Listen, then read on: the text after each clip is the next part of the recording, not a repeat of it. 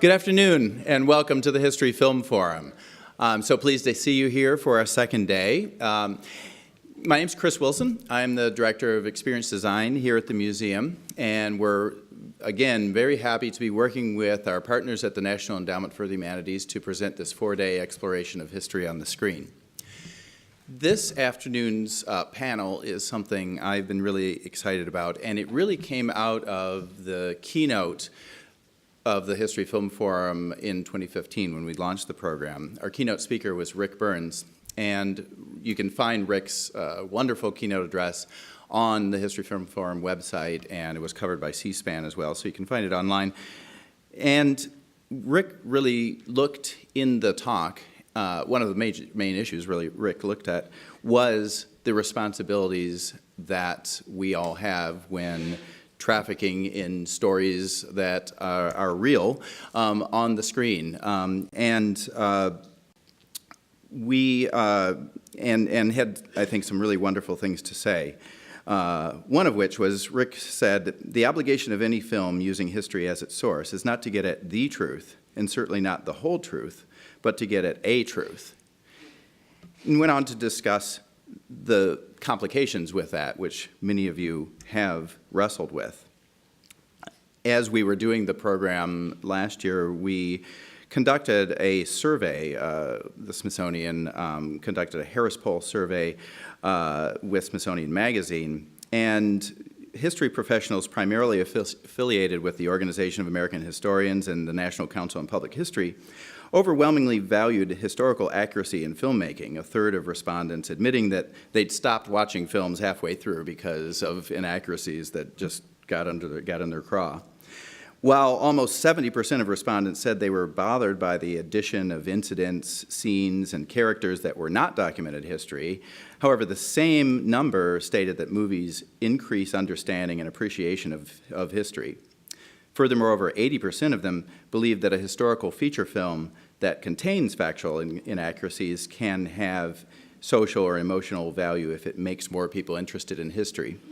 So as we looked at those issues that Rick brought up last year, we decided that we wanted to explore it even further with a panel this year at the History Film Forum, and very excited for the wonderful panel that we've assembled to discuss that with you today. We want to start all of our panels with, since we are a History Film Forum, we really want to start with film.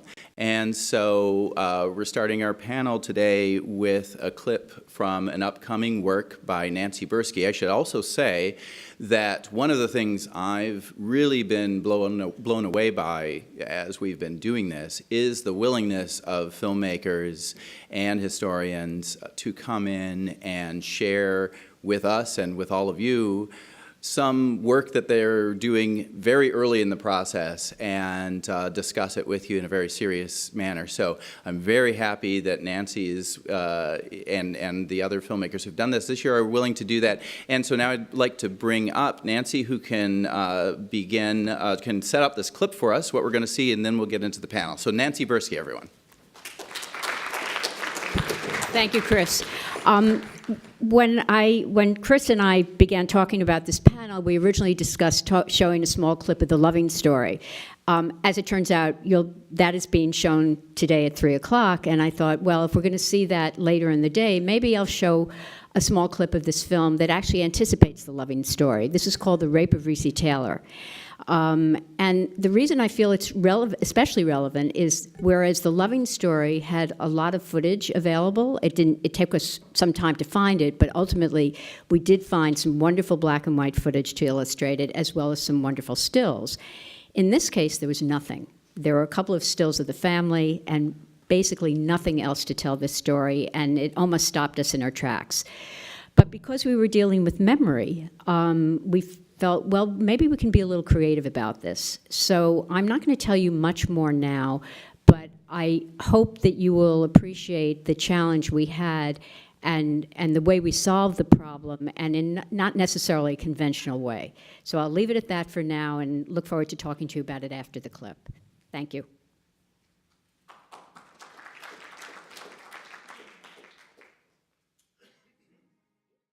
Wow, thank you.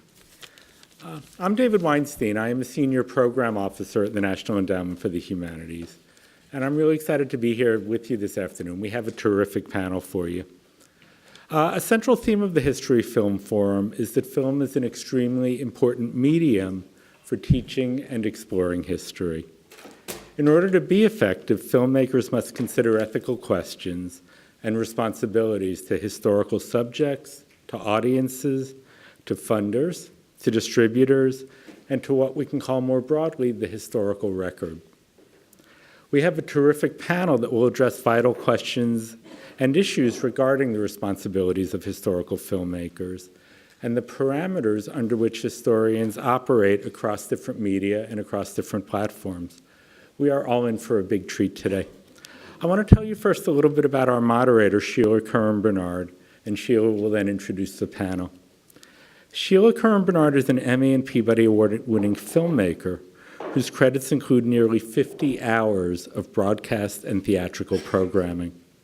She was involved with 6 major nonfiction series for Black Side in Boston, including Eyes on the Prize, I'll Make Me a World, and America's War on Poverty. Other PBS credits include School, The Story of American Public Education, and Slavery by Another Name. Sheila is also the author of 2 important books on documentary filmmaking. The first, Documentary Storytelling, is a pioneering work on the dramatic storytelling tools that documentary filmmakers use. With Ken Rabin, she is also the author of Archival Storytelling, a look at the challenges that media makers face in finding and licensing third-party visuals and music. Since 2008, Sheila has been a faculty member at the Department of History and the Documentary Studies program at the University of Albany, SUNY, where she currently serves as director of the graduate program in public history. Sheila has also been an advisor to the NEH, and she's been an advisor to many NEH-funded projects. I've had many opportunities to work with Sheila, and speaking from personal experience, I can say that Sheila has a great deal of expertise on documentary ethics and responsibilities. We're lucky to have her here moderating this panel. Sheila Curran-Bernard.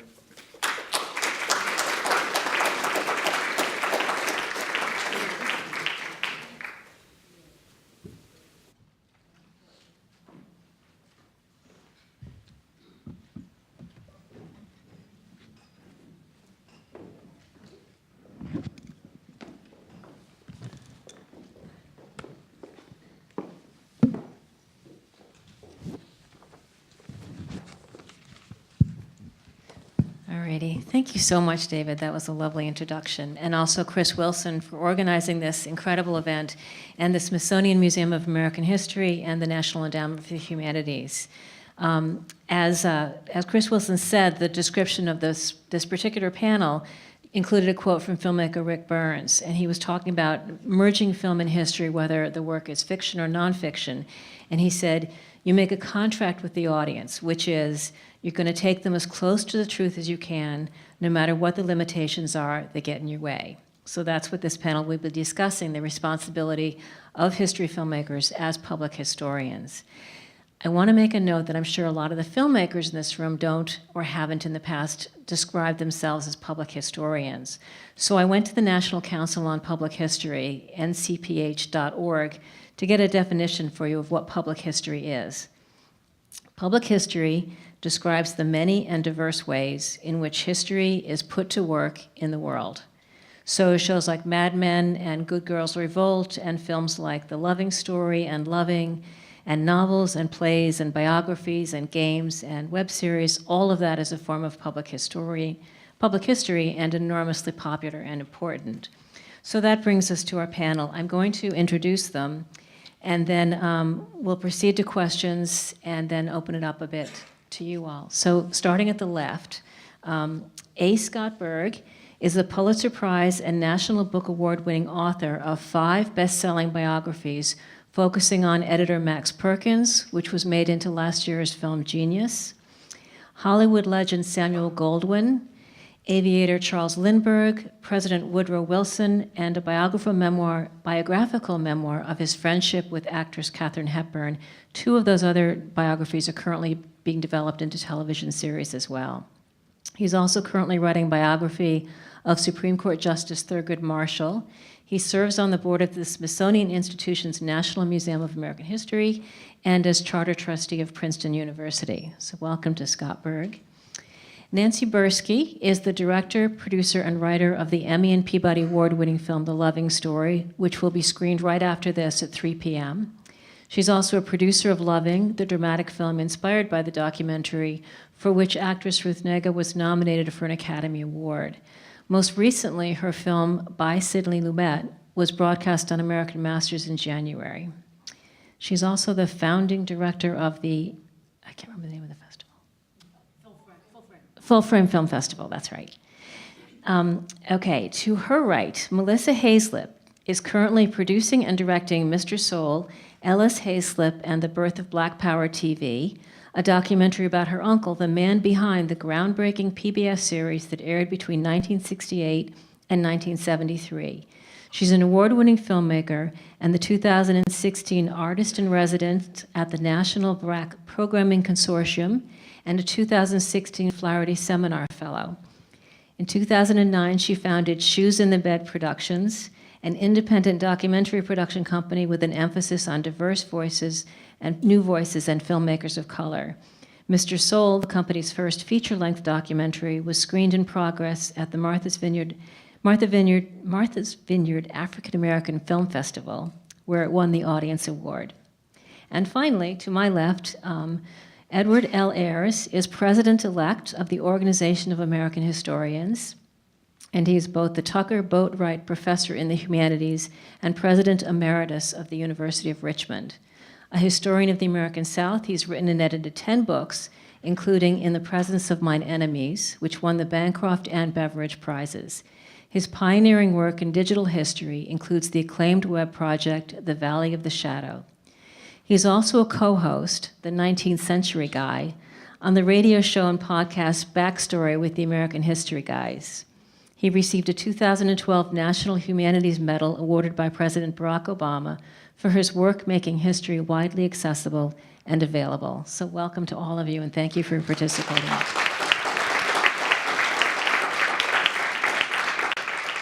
So I was curious to start with the challenges of making biographical work. So depending on if your subjects are people you've grown close to or perhaps are related to, or in general, what do you owe to your subjects and what do you owe to the public?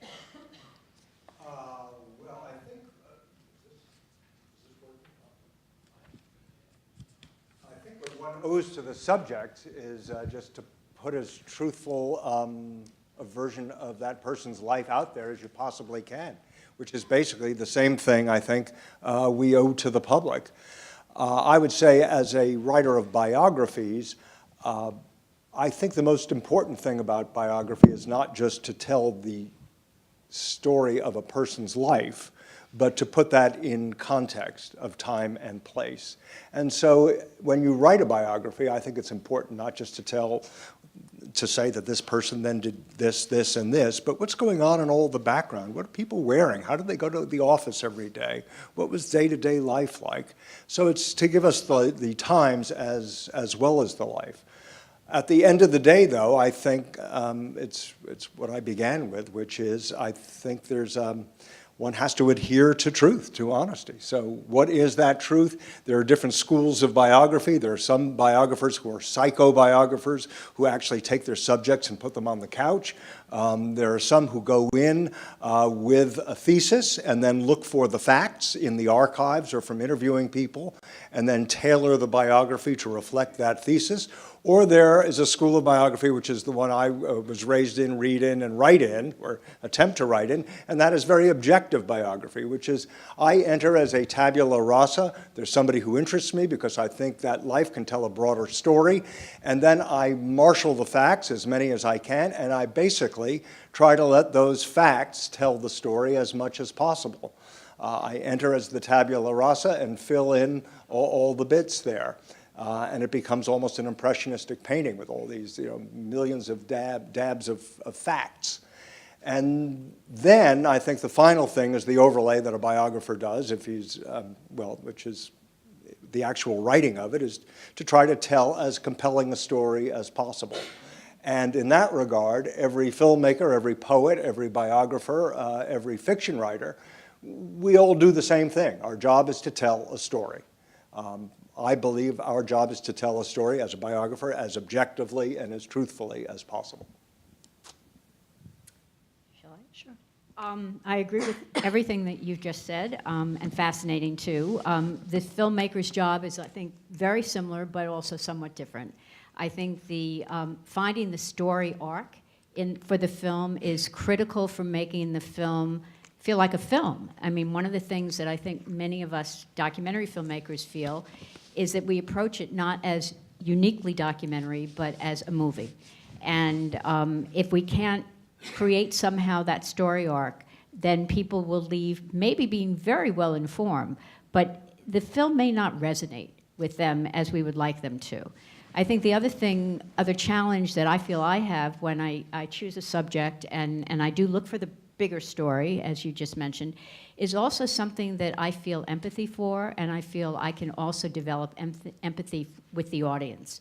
So that's where it gets gray. That's where you find, how much am I injecting myself into that process, and how much can I know, for instance, if I'm looking for the emotional intelligence of the film as well as the factual intelligence, how much of that is objective and how much isn't. And so I welcome that conversation. I'm not sure there's an easy answer to that, but I think it's one of the things that we wrestle with as filmmakers. I would agree, especially with the empathy part.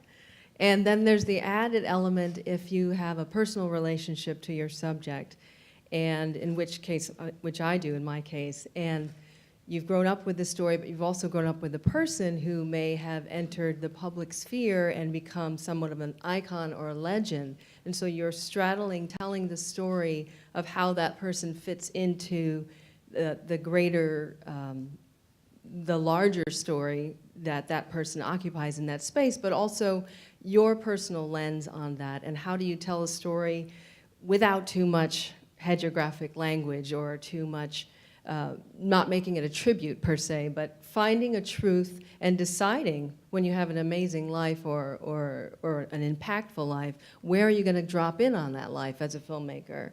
Is it going to be typical cradle to grave? Is it going to be just 5 specific years? And then how do you contextualize and lay that truth on top of it, both the truth historically, but also the personal truth? So those are some of the issues we're dealing with in our film. So as the non-filmmaker up here, I feel like it's my job to be sand in the gears, which I will immediately do just for critical thinking skills. History's not a story, unfortunately. And as the thing that I've been thinking about for a while is the American Civil War. And we keep making it into a story. We keep looking for the turning point. It was Gettysburg, because that happens to be exactly in the middle of the story once it's over. And then people go back and say, that must have been the turning point. But the Civil War never had a turning point. One thing piled on another. So I love and agree with everything you're saying, but for those of us who are not biographers but try to tell the story of lots of people for whom we have just the smallest shards of evidence, and with the same purpose that you folks are talking about, how do we put people whose lives would otherwise not have a face into history. So it's a problem is that the seductiveness of the story is a gravitational field that sort of pulls in evidence around it, And as I was thinking about this today, I was thinking about it's very seldom that an academic historian sees something and you just stomp your foot and say, that's just wrong, they're lying. But the seduction of the story is always pulling it towards some kind of resolution that the truth, the evidentiary record, just doesn't point toward if you're looking beyond the story of more than one person. So I thought I would just kind of put that in there, but since we are wired to love stories, but what if history's not a story? What if it's just one damn thing after another and there's no intrinsic shape to it other than the ones that we give to it? Is that okay? So that actually brings us to a good nexus, because it's, there are if you have the time and the resources and the board of academic advisors and the skilled filmmakers, you don't make up a story, you shape a story in how you tell the history. So you're not arguing that the story is, I mean, everybody's life doesn't, it doesn't happen in 3-act dramatic structure. One of the challenges facing history filmmakers today is that time and those resources in an age of factory-made filmmaking. So 2 questions: how do you handle those challenges? And also, how do you address audiences that don't necessarily recognize the qualitative and quantitative value of what films that have gone through the vetting of the National Endowment for the Humanities or the MacArthur Foundation? They don't see that scholarship, they don't read, there's no about page of the author. How do you make that more transparent, that there is a difference in quality, that there are good stories out there and good evidence, good use of evidence? How do you do that? I just want to address one thing that Ed said, and I think it ties to what you're saying, and that is that stories do take various forms, and the shaping of it, as you just said, is a big part of it. I think that we're all getting used to accepting, welcoming stories that are a little edgier, and that don't necessarily have a beginning, middle, and end, and don't necessarily form themselves into a nice, neat package. I think stories can be open-ended. I think they can be complex, and they can leave us wanting more. And I think that's something that we look for as filmmakers, that, we present some information, and ideally we present some emotional information as well, but there should be many questions asked, as many as there are answers. So I'm not sure whether I'm addressing this entirely, but I think it's a fascinating area because there really isn't any place to stop. There's just a window to open. Well, and I was going to say, I think it is part of, I think it's part of the artist's duty, whether it be a filmmaker or a writer or whatever, to look for a structure, perhaps to present it in a digestible package that perhaps might lead the viewer, the audience, to arrive at a different place, him or herself. Andy Warhol was making movies in the 60s. I mean, he made a movie called Sleep, which was a camera just on somebody sleeping for 8 hours.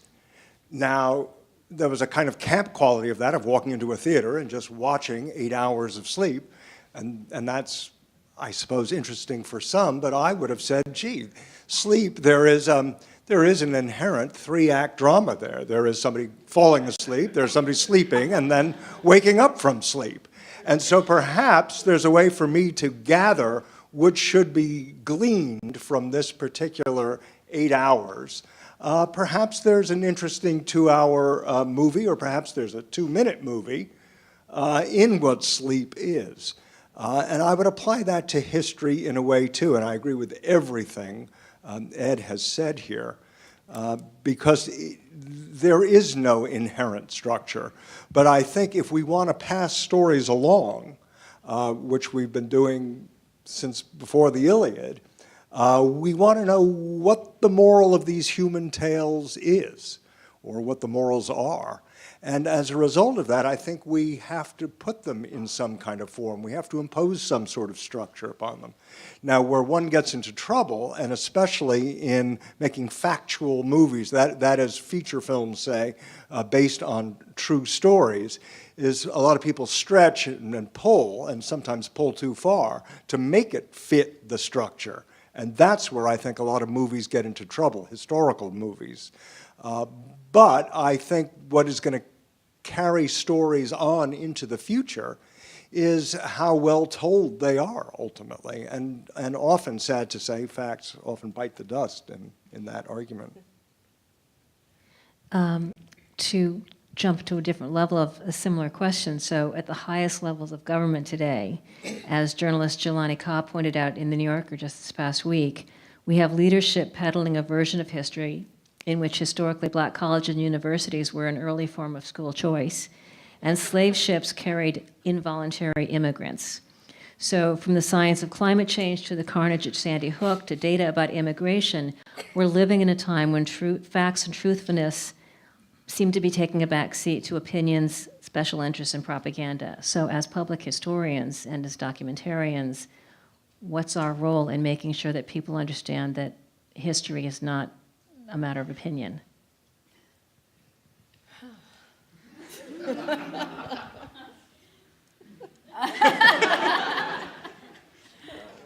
You know, it wasn't long ago that to talk of truth as we are, and as I agree, would have seemed naive. Yes, right, that we can look at evidence and find truth. And the less you believe that, the cooler you felt.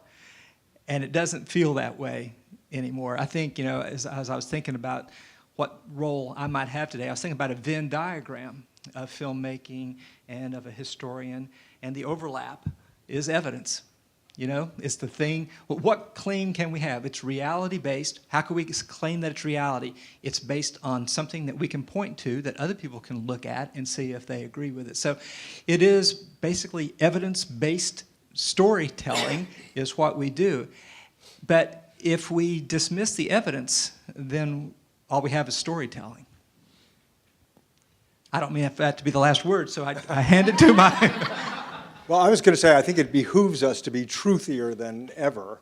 You know, I remember when I was writing my first book, which was on Maxwell Perkins, the great book editor who discovered a generation of great writers.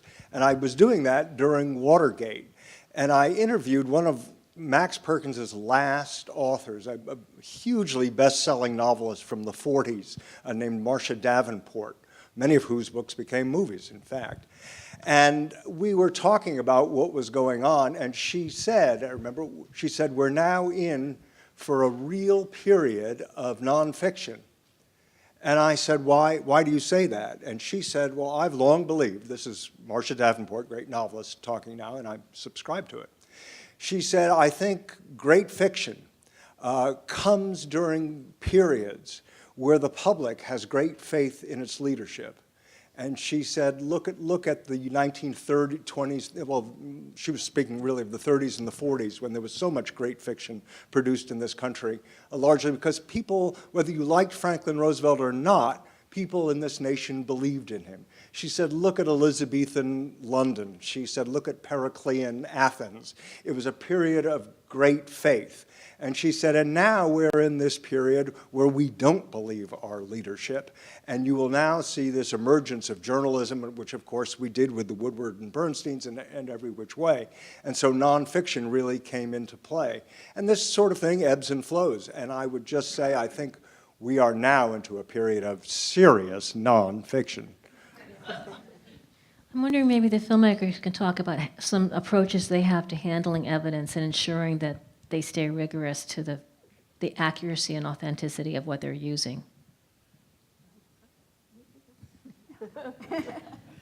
One of the things that's really important, and I do agree with you, especially in what you said as well, just this notion of truth being, and stories, and our stories being told accurately, and our stories being told at all right now, really matters more than ever now in this administration. So I think that the way we approach that truth, the way we find it, but the insistence on telling it and not being bullied or even intimidated by the climate. You know, it's, I'll be honest with you, it's hard to be creative right now in this space. And so you have to find, there's so much seeding of negativity that you have to literally find a way to remain inspired to tell the truth at all. And I think that's really very important. And something as simple as a FOIA, Freedom of Information Act, which used to be something you could do easily just to get what you needed to get for your film, or you'd allow for 3 or 4 months. In our case, we're looking into some FBI materials. Now you can't even do that via email. You have to send a fax. And it's sort of gone back to this arcane, more difficult, more screening process of just having access to the truth. So I think that we just have to be mindful of what our goals are in spite of everything that's happening with the administration and the inaccuracies that are out there, and really hold true to our stories. I also think that part of the truth that we're working with is the environment in which we're working, so that if we're telling a story, in my case with the Loving story and then this rape of Recy Taylor, These were stories that were very charged. In both cases, they were kind of hidden in plain sight. No one knew about them. And that's partly because the places where they took place, these people didn't want you to know about them. So there was a climate that existed that totally impacts the way we can tell the story. Not everybody's going to give us the truth. In fact, many people are trying to cover it up. So I felt it was a responsibility to reflect that. And in fact, Ed Ayers is in The Loving Story in our chapter called The Climate, which helps the audience appreciate what the Lovings were, the world they were in at that time.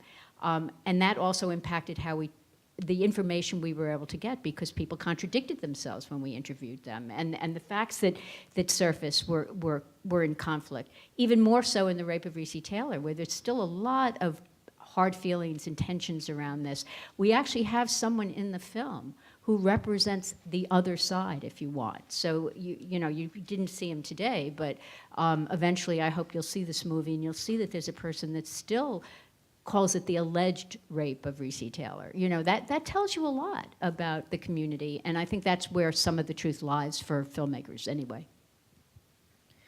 One of the challenges facing people who are presenting historical content or historical stories to the public are the rights and licensing issues, not only accessing the archival materials, media materials, but also print, but especially the footage, the stills, the music, and the sounds of the past across medium, whether it's for the web or for film and stuff. And I'm wondering if you could talk about some of the challenges you faced and ways you've overcome it or not.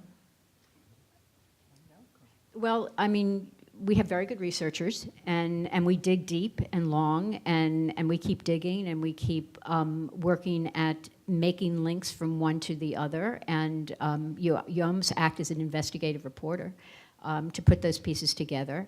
And then, again, you do the best you can to represent those things accurately. So I'm all in favor of not misleading people. So if you're going to I don't actually use reenactments in my films, but I think that some people use them very well, and I think that as long as it's clear that that's what you're looking at, I think that's important. I've done something in The Rape of Recy Taylor, which is unusual. I've actually gone to race films, which were films that were made in the teens, the 20s, the 30s, in response to Birth of a Nation, made by mostly black filmmakers with black casts for black audiences.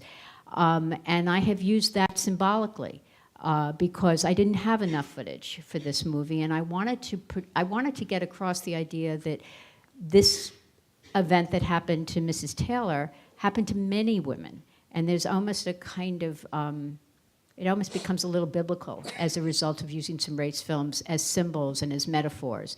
So, but we're very clear to identify that. We make it very clear in our film that that's what you're seeing. So when we use vintage footage, we identify that, and so on and so forth. So I think it's important that people don't have to struggle with what they're looking at and wonder about what they're looking at, that it's clearly identified, but that it keeps you in the time and place of the film. I'm not sure I answered that as well as I should have, but that's where I come from anyway. I think it's really interesting what's happening in a lot of the newer documentaries too, because there's such an onslaught of content out there, whether it's from the news or from Twitter, Facebook, all the social, and so you have these newer sort of Netflix, sort of journalistic style documentaries that are really, really current. So if anyone has been watching the Kalief Browder story, for example, on Spike, or Ava DuVernay's 13th. So it's a use of archive that's very immediate, and then the challenge for that might be, well, we've all seen that, or we've all seen the clip from the New Yorker of, unfortunately, of the late Mr. Browder being beaten at Rikers Island. And so how do you reimagine that footage, and how do you take something that is so in the public eye and still call it archive, versus if you have a really old archive, well, that's redundant, isn't it? But if you have an archive, say, from the 50s, 60s, 70s, how do you make that new, and how do you contextualize that and make it seem very, very now, too? And there's so many different options now for archive, but you still run into the same issues of licensing, building allies with libraries, being a personal detective and making connections with people who might have home movies, or even taking photographs. I'm working with this amazing photographer named Chester Higgins, award-winning photographer, originally at the New York Times, and we have the great fortune that he happened to be the house photographer on the series Soul. So at the time, from 70 to 73, he was creating this gorgeous archive, and we're actually collaborating on a book as well as a companion to the film. But when you see these photos and you realize that's another way of telling the story, that's another way of gaining empathy, it's another way of illustration and animation, and it's not just, you can't, so you can take archives to so many different levels, whether it's news, journalism, archive, photograph, personal stories, or live Black Lives Matter footage, or things from Facebook and Twitter. So it's really opened up so much. It's actually made it more difficult, but also very exciting, I think. Someone whose archive is the 1850s, 60s, and 70s. Our challenge is persuading people that the past wasn't sepia, and wasn't static, and people really just weren't quite as smart and colorful and as enlightened as we were. Is it okay to put color in photos that were not originally? Where's the boundary of what you can do to the archive or with the archive? And so in some ways I'm jealous of you folks who are doing 20th century subjects. On the other hand, I'm so glad my people are deader than doornails, and they can't fight back. But the archive is a living thing and constantly changing. And one thing for us to think about is, thanks to the NEH and the Library of Congress, we now have billions of words from all the newspapers of America throughout the 19th and early 20th century that we didn't have before. Our archive has just exploded in scale, in size, and diversity. How do we translate that into film or to any other historical representation? So that's an interesting thing to think about as well. Even that we think an archive is fixed and static and done, this is a very young country, and our archives are being built before our eyes. Interesting to think about how do we go back and do something other than say what Ken Burns did with that same archive. Are there ways to bring life to it that are not sort of looking at the pictures? Can I just add, let's remember that what we're looking at today will be someone's archive tomorrow, and we really have to go out of our way to make sure those things are preserved. Well, that's a really great point you raise about colorizing footage. For example, there's black and white footage of the Second World War, and students react differently when it's color. Or if you add sound to silent footage from the early 20s, it makes a difference. So how transparent, what's the responsibility in terms of transparency of making the tricks of your filmmaking or storytelling apparent, especially because viewers are not necessarily as media literate as we might want them to be? Well, I'll jump in for a minute, but I think actually, for me, I like to kind of preserve the archive as archive. And again, not play with it so much that you are wondering what it is you're looking at. I don't mind maybe making something that's in sepia in black and white because it goes better in the scene, but it's a minimal and a nuance of a change. But I do think that there are limits. And when I go out of my way to, for instance, using race films in a way that they've never been used before, I'm going to be very clear about that and why. So that's my personal opinion. But will you have, for example, music underneath? Yes. And there's another thing. That's, music can be extremely manipulative in a good way and in a bad way, but one has to remember that as well. If you come tonight, Stephen Ives is doing something on World War I, a big documentary he's been working on, and I've just seen it, and I see there, and this is interesting about World War I, it's really the first war that was covered on film from start to finish. It is, of course, all in black and white, and it was silent. But I see scenes where suddenly you see a cannon going off and you hear it. And I thought, ooh, how did that happen? Because it was added. Does it enhance? Of course it does. Is that illegal? It walks a fine line. And then, of course, you have the scoring of music. I mean, you can do a lot with any clip. You can play some happy music over it, you can play a dirge underneath it, and you get totally different audience reactions. So that's where your job gets tricky. And that raises, there's two series, Vietnam, A Television History, which first aired in the late 70s, and the Eyes on the Prize series both followed these rules about the use of sound effects for the same reason. If you couldn't see it on screen, you couldn't add the sound because the sound of a baby crying over a war scene completely changes your reception of the scene, or to enhance the size of a crowd or the size of a fire.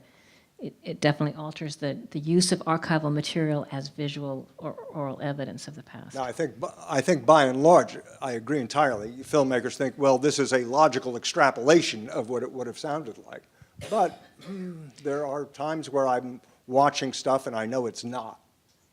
Scott, how different is this, though, from people who write like we do, and it's juxtaposing two quotes changes them both as well. Without any other media or manipulative sources, you can completely change the meaning of something. Do you think that the visual medium or the oral medium is just a continuum of the same thing, or is there some boundary that it crosses because it has greater emotional power? Fair question. I mean, I think the visual medium is so much more visceral, and so it gets a different reaction from an audience. And as a result of that, I think one has to be extremely careful. I think it's why propaganda really takes off in the 20th century, because starting with Nazi Germany, well, actually starting with World War I, they were starting to use films as propaganda. But you can be highly manipulative with these effects that appeal to your sight and your sound and your senses of sight and sound. So that's a little different because in a book it's all going on in somebody's head, and everybody has a different film running in his brain, reading the same material. So, bad answer to a good question. Well, I have two more questions, and then I want to open it up. One is, what responsibilities do filmmakers, historians, authors face when exploring the history of people different from themselves, whether in terms of race, geography, gender, ability, sexual orientation? How do you, who gets to tell whose stories, or how do you ensure that, how do you address that question? I guess it's to me, right? Well, no, we've all Well, faced this question. I've done a number of films that deal with race. And in the case of The Loving Story, that dealt with a white man and a black woman, but it was still a race story. And so I immediately got asked why I was doing this. And I felt I had, because it dealt with white and blacks, I didn't feel that it was such a stretch for me to do that. But I did say, in relationship to that, as I do with The Rape of Recy Taylor, that race is an American story, and whites are complicit in that story, in a bad way, in sometimes good ways, but we are complicit, and I feel like we have a responsibility and an obligation to tell these stories, and there are many, many different ways to tell them, and they can't be told often enough. So I don't feel defensive about doing that as a white woman. However, I do recognize the fact that, particularly in the case of The Rape of Recy Taylor, that I will never know what it's like to be in the skin of a black woman. I just won't. And I feel a huge responsibility to have people working with me, advisors and on our crew, that are African American and that can make sure that we are accurate when it comes to the sensibilities that go into making the story. So I'm aware of my limitations, and I also feel challenged to do the best I can because it's a very important story to tell. And I hope many more people will tell it, no matter what their ethnic background is. I sometimes joke I'm a cheerful guy who gets up every day and thinks about the worst things in American history for a living. It's kind of a strange task to give yourself. And, where do I come off? And you may hear a Southern accent here, adds an extra layer of audacity to dealing with these issues of race. All I can say is if we stop trying to imagine somebody other than ourselves, we're in trouble. And, if you come to it with a humility and a sense of responsibility, but you do the best you can, and this is where the evidence comes back in, is that I'm not channeling these things, I'm looking at these things, you can look at it too. What do you think? this is what it looks like to me. I think if we don't put something of ourselves at risk, we risk even more. I think that I agree with you so much, and I really do believe in the intention. And so, more than anything, if you have the intention and it's right, and the team is balanced, and the story is being told with integrity, accuracy, honesty, all of those things really will, set that course for the film and for the trajectory of the film, really. So there are so many issues and cultural layers around appropriation and around ownership, and of course, the right people should be on a team. But I think it's really important to be able to explore the stories and for the right people to be attached to those stories and the best intentions behind them. Of course, there will always be some sort of controversy if any of those elements don't mix or don't match properly, and I think that's what we run up against when other layers of entitlement or issues of ownership start to battle each other. When that intention starts getting nebulous, I think that's when you run into the problem.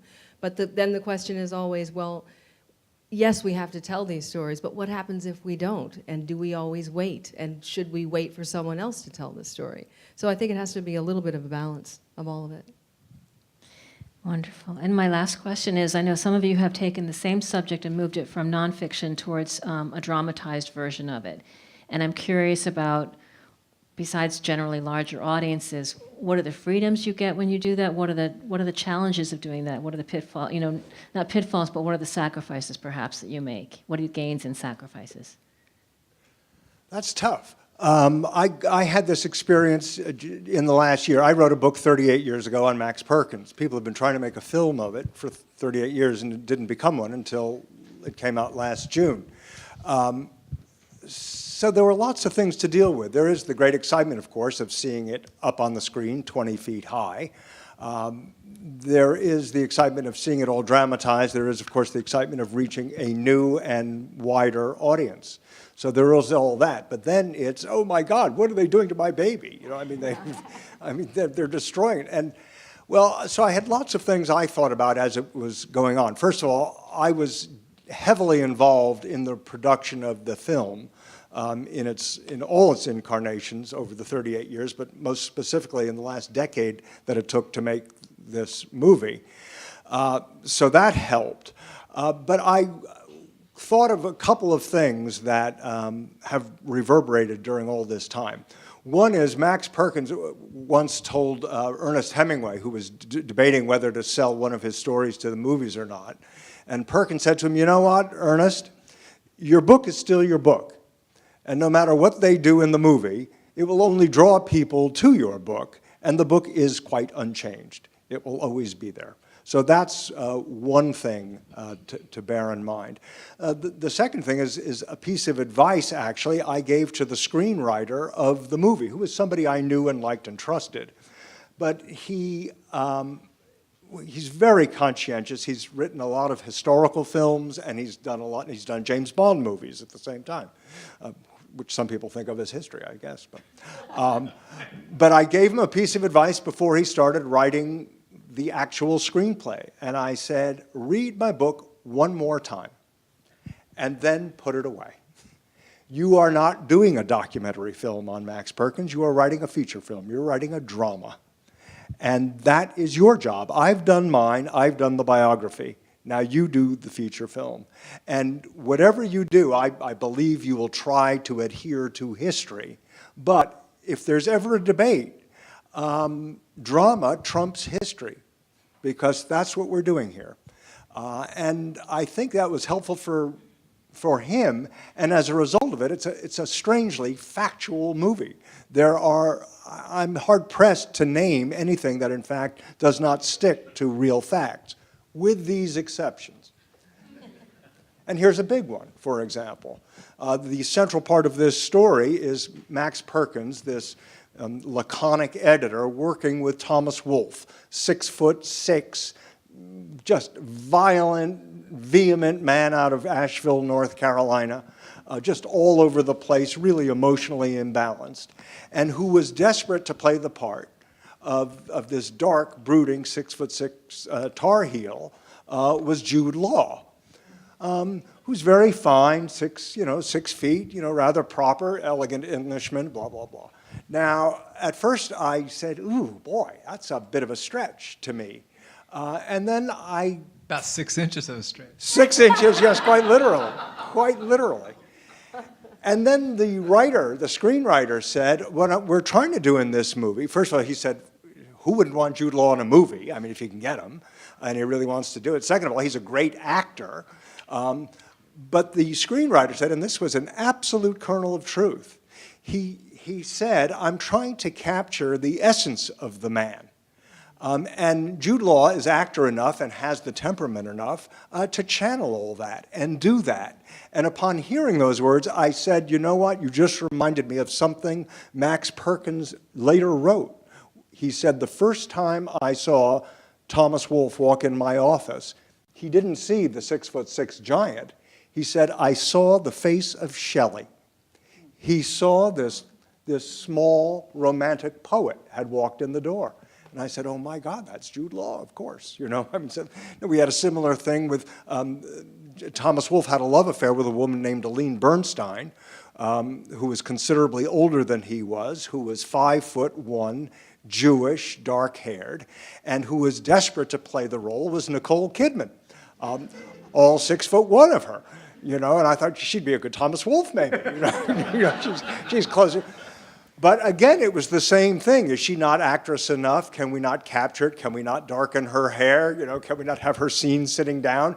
And how much is height really important in telling the story of this book, this Thomas Wolfe, Max Perkins, Aline Bernstein relationship? And the answer is ultimately, let's get to the dramatic truth of it. And so I think that is what runs through, well, it certainly ran through my head, but I know it ran through that of the director and the writer and the producers of the film as well.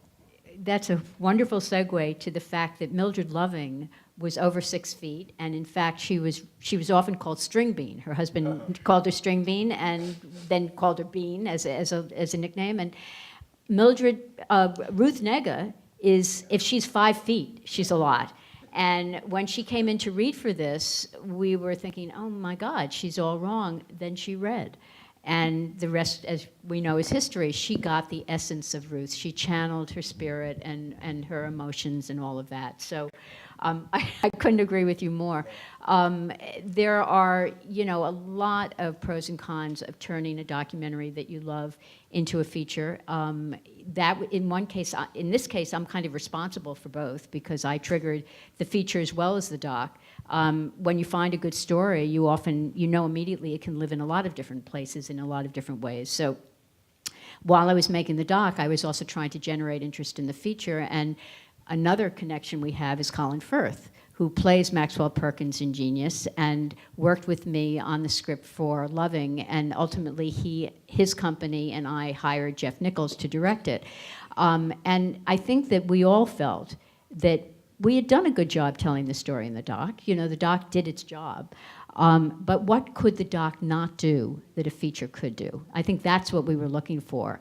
And Jeff's response to that was, I want to tell more of the love story. You've done the legal story. You've done the whole arc of Loving v. Virginia and what happened to them in Central Point, But I think there's more to the love story that you couldn't tell because you didn't have the evidence, as we've been saying. And so he kind of filled in the spaces. But he used the documentary as a reference constantly. Every person on set had looked at the documentary. Every makeup artist, every costume designer, they had all watched it. And so there's a close connection between the truth of the granular truth of that story and what Jeff Nichols put on the screen. But what he did do was something we couldn't have done, and that is to interpolate in between those areas and help us understand what he imagined that love story was like. And I think that the audience is smart enough to know that fiction is still imagination, and I think that they allow us that leeway, I hope. I would love to get questions. There's a microphone on either side of the room, if anyone has a question.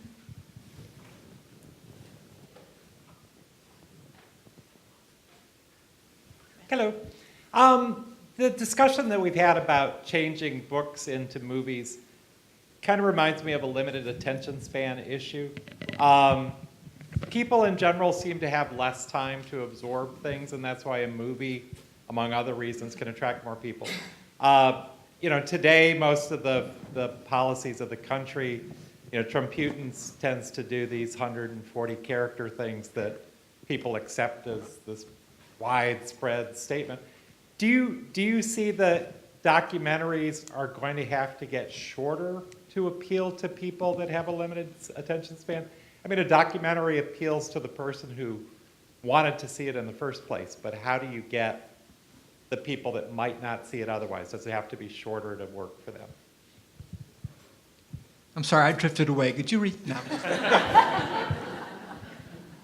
Well, I was going to say, I don't think that's the case, and I say this having worked on a few documentaries, and this Great War documentary that's about to come up, I think there's a great public desire, actually, especially now that we can watch things in our own time, to have 6 hour. I mean, Ken Burns has been doing this forever with the Civil War, and I would say, now that we have binge watching, people can watch 10 hours of World War I or Civil War or whatever it is, whenever, however they want.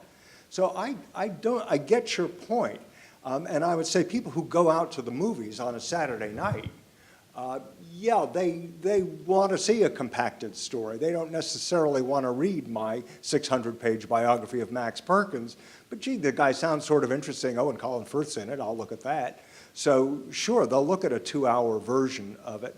But I think when it comes to facts, when people say, I want to learn something, I want to know something, not just feel something, but I want to know it as well, I think they will give it as much time as the filmmaker can make it compelling. I think what's interesting too, in terms of what's acceptable now or what's popular now, if you look at the film that won the Academy Award about O.J. Simpson, the documentary, it's a very, very long, what could be considered and has been considered a series because it was on, ESPN and in several, I think seven segments.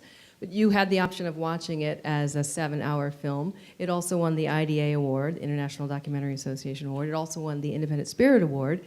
And it was in competition with a spectacular number of films that were more traditional 90-minute films. And so you had to ask yourself, well, is that really fair? You're really looking at a series, or you're looking at a long film versus a traditionally or broadcast length film. And I think people are starting to open up to other definitions of length in terms of how they are either being delivered content or how they're experiencing a film, and like you said, watching it in their own time or binging on it. But I think I was really actually very surprised because I loved all the films, the documentaries, that the short list, the 15, and then the 5 that were nominated. But personally, I felt, even though I love the OJ, I thought that was a series. But, so it really, really depends. But in terms of the way people having very short attention spans, there are other ways to accomplish and serve shorter attention spans. And the doc narratives, the doc shorts, rather, are very popular as well. And the shorts that are available in short, lengths, 10 minutes, 4 minutes, very, very popular. And then there's just the challenge of economical storytelling, which can make a really compelling short as well. We have a question over here. You're all documentary filmmakers, historians, or biographers. Can you talk a little bit more about the ethical obligations, if any, of filmmakers who make films inspired by, based on, related to factual events? I'm thinking, for instance, of Oscar Stone, but I'm also thinking of William Shakespeare, who wrote a bunch of history plays that have a loose connection to the actual history. And I'm also thinking of Oscar Wilde, who said that art has only the obligation to be good art, not necessarily to be factual art. Could you talk a little bit about Oliver Stone and the obligation of filmmakers who are not purporting to be making documentaries to be faithful to whatever facts underlie their movies?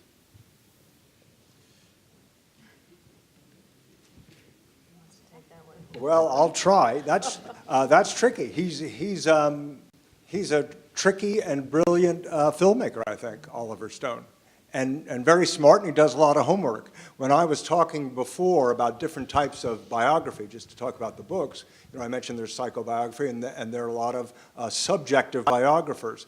In a way, not in a way, in many ways, Oliver Stone is a very subjective filmmaker. He comes in with a thesis, and he does a lot of research. He does perhaps some alternative research. But above all, he is what you correctly pointed out. He is an artist, and he's doing his version of things. I mean, frankly, I felt Selma suffered from a lot of that as well. I mean, I didn't think that was objective history telling. But I found it extremely compelling, as I do every movie Oliver Stone makes. I often walk out furious, and often walk out thinking, oh my God, he had to have made this up. And whether he did or didn't, he, as an artist, succeeded in that he got me stewing about it. And now I'm remembering several scenes that I'm getting really angry about 20 years later. So I'd say he is a genuinely effective artist. And I think he feels he has fulfilled that obligation, ticked off that box. And especially now in this moment, who is to say what history is, what fact is? So for me, it rubs me the wrong way, but it's effective. So there is that. And I can't speak to what he thinks his responsibility is. I don't know what he thinks his job is. You're quite correct. I mean, Shakespeare, I don't think he sat down and said, I'm now going to give you the history of King Henry. But here is a dramatization of that. And here are the essential human qualities within him, so far as I know from Holinshead's Chronicles, that will enable me to tell Henry's story that might have some universal appeal. And I think that's kind of it.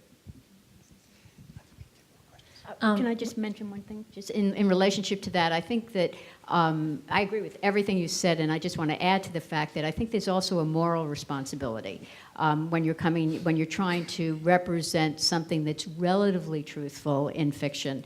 I think Selma was a really important example of a case where by the way, I love that movie. I thought it was probably the best movie of that year. But I think that Ava DuVernay did make a mistake in stretching or misrepresenting the relationship between MLK and Johnson, because I think that she misrepresented what was a very critical moment in history and could have misled people to think that that relationship was different than it was. And I think that that's where she sidestepped her moral responsibility to the truth. I just have to jump in because Ava's a friend of mine, so I just shout I love out. her movie. No, I love her too, but there's one thing that that I'm not sure that everybody knows, is that one of the problems that she ran up against it with the film is that at the very last minute, she couldn't get the rights to Martin Luther King's words. The family, the estate, quoted an absolutely, and I don't want to get into it here because I know we're being live streamed, but an extraordinary sum for the rights to use his speeches. So I have to, tip my hat to Ava for going into her writer's room and figuring out how to write language that would be very much like the speeches of MLK, because she couldn't actually use them because they couldn't afford it in the budget. And that's a very constricting thing. But people think, oh, well, she did her own thing, but we have to, there are inside stories that aren't discussed that affect and impact the film. I'd rather for us be having this kind of conversation than to just think about the impact on our historical imagination that a movie like Gone with the Wind has made, that makes no effort whatsoever to align with any kind of evidence, and yet has shaped the way that generations of Americans have understood it. So I'd rather that people be able to be challenged by this and do the best that they can, because mean, most films are about the past. Unless it's science fiction, they're all history. And I think it's good for people who are telling a story that seems to be disconnected from the evidentiary base to actually be kind of accountable to some of these issues as well. We have a question over here. Hi. I was wondering about, you said your latest documentary, you didn't have enough footage, so you were going back and using race films and stuff like that. And I was wondering, what were your challenges in using older footage in a different way, a more symbolic way? And also, have you guys, just all of you in general, have you seen archived footage or older footage used in a new and innovative way, and how you felt about that? Well, the race films are used very sparingly, and they're used very specifically to represent something that I feel is almost more metaphorical than concrete. But it also allowed me to animate some of these stories using black voices, which I was very happy about, because these films aren't seen enough. They are a discovery, I think, for our audience in many ways, just as Reese Taylor's story is a discovery. So there are lots of layers to the way that I chose to use it. But again, they're used kind of sparingly in as little evocative moments. The other things that are, there's almost a little bit of an experimental quality to the way some of the footage is mixed, the vintage footage, the archival footage, and B-roll that we shot in Abbeville, Alabama. Again, because this is evocative, it's memory. It's not necessarily trying to say we are here watching this moment. And in fact, I wanted to be very careful about this, because when you're portraying a rape, you want to be thoughtful, you want to be empathetic, and you don't want to sensationalize it. You don't want to be gratuitously violent. So it was very, very tricky in this movie, and I hope when people see it that they will respond to those choices, but I won't know until we show it.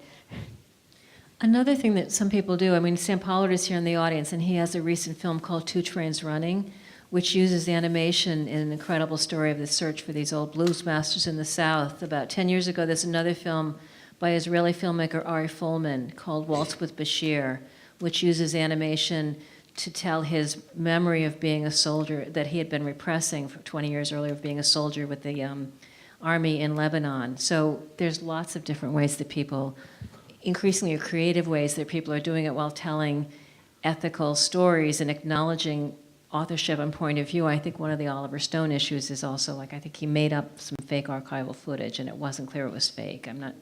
Yeah. So we have a question over here.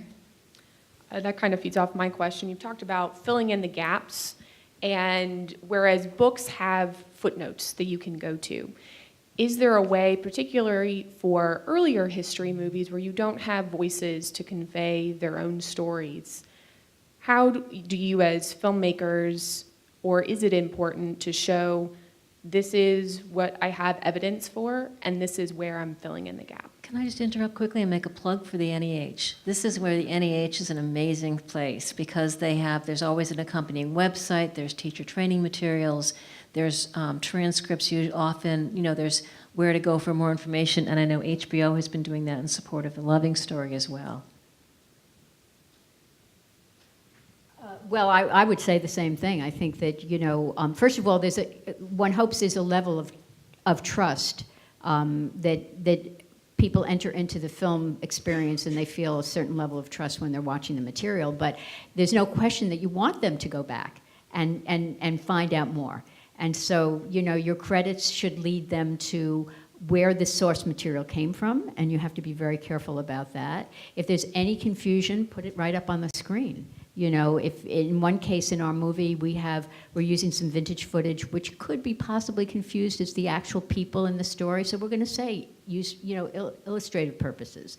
But I think that we have an obligation to create websites and to create other background material, and NEH is also a very important sponsor of The Loving Story.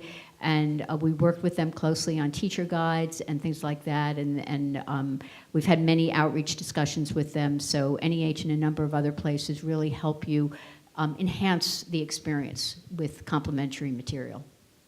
And NEH also helps developing as well. We received a development grant from the NEH in 2013, which was extremely important to bringing together our Board of Academic Advisors and creating a sort of a Henry Hampton-style school, a la Eyes on the Prize and also Vietnam, so that we could create the intellectual spine of our project and make sure that we were historically accurate and bringing in all these voices. And we also received an NEH grant for our production, which is very helpful. So I think it's really, really very important to recognize all of these elements, especially when it comes to the NEH and the support that they have.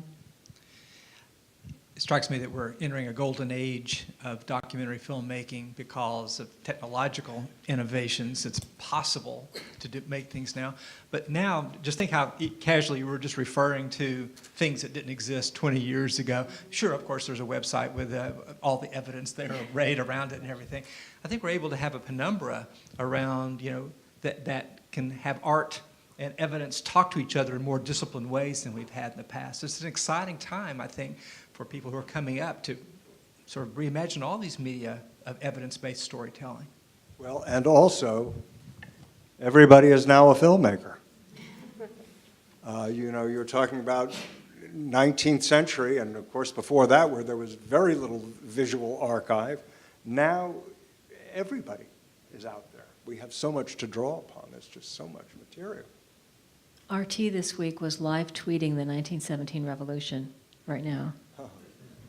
Don't tell us how it turns out. Yeah. Was there another question over there? Okay, I think we have to stop. I want to thank the panelists very much. This has been so interesting. Thank you.